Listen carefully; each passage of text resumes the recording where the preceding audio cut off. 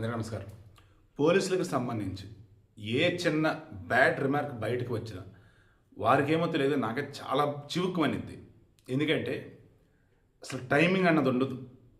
భార్య బిడ్డలు ఫ్యామిలీ ఉన్నా కానీ డ్యూటీ అంటూ ఉండే సిన్సియర్ పోలీస్ ఆఫీసర్లు ఎంతోమంది. కానీ అటువంటి వారికి కూడా చుట్టుపక్కల జనాలు సరైనటువంటి గుర్తింపు ఇవ్వరు. ఎందుకు? రక్షక భటులు కానీ భక్షక భటులులాగా కొన్ని చోట్ల వ్యభిచారం చేస్తున్న వారి డబ్బులు తీసుకుంటూ వ్యభిచారాన్ని ఎంకరేజ్ చేసేవారులాగా, ఇంకొన్ని చోట్ల సంఘ వ్యతిరేక కార్యకలాపాలు కూడా సాయపడేవారులాగా, ఇలా చెప్పుకుంటూ పోతే రాజకీయ నాయకులు చెంచాల్లాగా అసలు కొంతమంది డైరెక్ట్గా వాళ్ళ గ్యాంగులతో ఇది చేసుకుంటూ ఉంటారు. వీళ్ళ వల్ల సిన్సియర్ పోలీస్ ఆఫీసర్లు ఎంతమంది బాధపడుతూ ఉన్నారో నాకు తెలుసు. అంతేందుకు డిపార్ట్మెంట్ని ఇష్టపడే వాడిగా ఇప్పటికీ కూడా ఇక్కడన్నా ఏ పోలీస్ ఆఫీసర్ కానీ పోలీస్ అయినా చిన్న తప్పు చేశారంటే ఎంత చివుకునిద్దో నాకైతే. ఎస్, ఒప్పుకుంటా పైనుంచి ప్రెజర్లు, ఒప్పుకుంటా పైనుంచి పొలిటికల్ ఇది, అవి ఓకేనయ్యా. ఇదేంటయ్యా అసలు?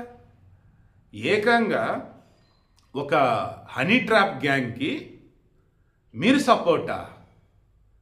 అనంతపురంలో ఏకంగా రంగమ్మ అనే ఒక ఆమె, ఇక రాజేష్ అనే ఒక అతను, నరేందర్ రెడ్డి అనే ఒక అతను, ఇక ఇంకో ముగ్గురు ఆడోళ్ళు, వీళ్ళంతా కలగలిపి ఇందులో నరేందర్ రెడ్డి అనే అతనేమో వైసీపీ అట, వైసీపీలో మాజీ ఉప సర్పంచ్ ఏదో. ఇందులో రంగమ్మ అనే ఆమెమో రాప్తాడు ఎమ్మెల్యే సునీత గారు ఉన్నారు కదా, ఆమె పక్కన ఫోటోలు ఏమన్నా అవి వైరల్ చేస్తున్నారు. తర్వాత రాజేష్ అనే అతనేమో అనంతపురం అర్బన్ ఎమ్మెల్యే దగ్గుబాటి ఎవరు ఉన్నారు, ఆయనతో ఉన్న ఫోటోలు వైరల్ చేస్తున్నారు. ఈ ఫోటోలు వైరల్ చేసేమో సాక్షివాడు టీడీపీ వాళ్ళు హనీ ట్రాప్ అంటాడు, ఈ టీడీపీ వాళ్ళేమో వాళ్ళు వైసీపీ అని చెప్పేసి వాళ్ళ ఫోటోలు వైరల్ చేస్తారు.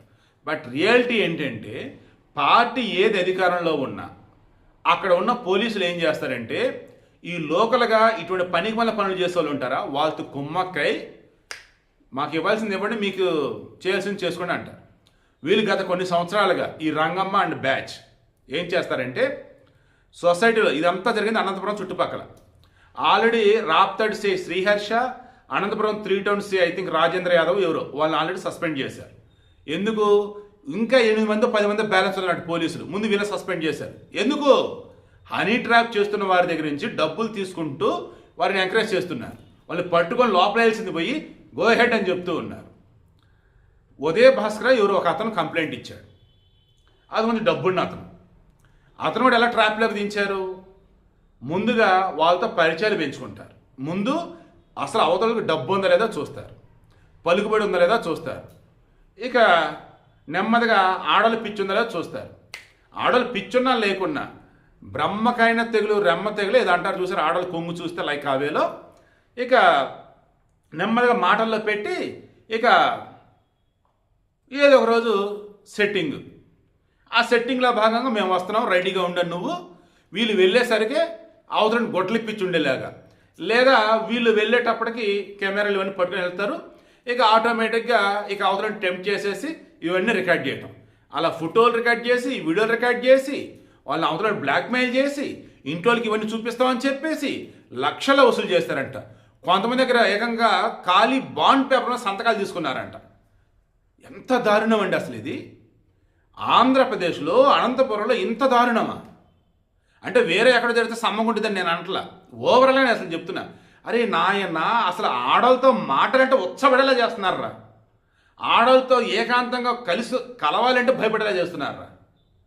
ఆడవాళ్ళు మగవాళ్ళు కలగలిసి ఇదంతా చేస్తున్నారు.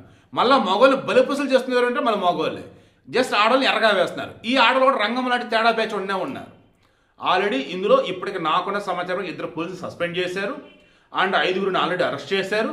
ఇంకా దీని వెనక అసలు ఎవరున్నారంటే మొత్తం గ్యాంగ్ని మొత్తం బయట లాగాలని ట్రై చేస్తున్నారు. ఏపీలో ఇప్పుడు ఈ హనీ ట్రాప్ కేసు ప్రకంపనలు సృష్టిస్తూ ఉంది. పోలీసులు ఇందులోనే ఇన్వాల్వ్ అయి ఉన్నారు, పొలిటీషియన్స్ ఇన్వాల్వ్ అయి ఉన్నారు, అన్ని పార్టీల వాళ్ళు ఉన్నారు, ఆడోళ్ళు మగోళ్ళు ఆంటీలు అంకుళ్ళు. ఓరే దీని అమ్మ దరిద్రం! ఒరే సమాజమా, లేదన్నప్పుడు ఏదన్నా ప్రాస్టిట్యూషన్కి సంబంధించినటువంటి ఏదన్నా సొసైటీనా? ఒరే మగోడు అన్నాక ఏదో వాడుకున్న కామ పిచ్చితో టెంప్టెడ్ అనుకుందాంరా, ఇంకంతేనా? వాడి జీవితం నాశనం చేస్తారా? వాడు బెదిరించేస్తారా? ఒకడు ధైర్యం చేశాడు కాబట్టే ఇదంతా. గతంలో అమ్మాయిలు కూడా ఇదే చెప్పా, అమ్మాయిలు మిమ్మల్ని ఎవరన్నా కనుక మీ ఫోటోలతో వీడియోలతో బ్లాక్మెయిల్ చేస్తే ఫస్ట్ టైం అయినా కానీ మీరు పోలీసులకు వెళ్ళిపోయి చెప్పండి అన్న. ఏపీలో ఉన్న కొద్దిమంది పోలీసుల్లాగా తెలంగాణ కొద్దిమంది పోలీసులు ఉండవచ్చు, ఎక్కడైనా ఉంటారు అటువంటి వాళ్ళు. బట్ సిన్సియర్గా ఉన్నటువంటి వాళ్ళు ఉంటారు, వాళ్ళు మీకు హెల్ప్ చేస్తారు. సిన్సియర్గా ఉన్నటువంటి వాళ్ళే 90% ఉంటారు, నమ్మండి ఓకేనా. సో ధైర్యంగా ఫస్ట్ టైం కనుక కంప్లైంట్ చేసినట్టయితే వీళ్ళ ఆటలు అప్పటితో ఎండ్ అయిపోయాయి. ఫస్ట్ టైం భయపడతారు అండ్ ఎవరికైనా తెలిసినట్టు మన లైఫ్ ఎండ్ అయిపోద్ది అనుకుంటారు. అదే అవతలకి బలం అయిపోయింది.